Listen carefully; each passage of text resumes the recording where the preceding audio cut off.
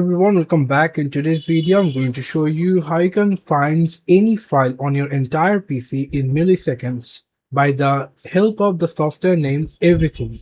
Well, how you can simply download it, you can simply open any of your favorite browser and then simply come over into the search option, and here you have to search for Everything download and then click enter, and then we're going to get the first www.voidtools.com. Click on the downloads, and you can simply click on the download installer. Click on download, and you can see your Sera.exe is rightly installed. So now you can simply click on it 2 times to install.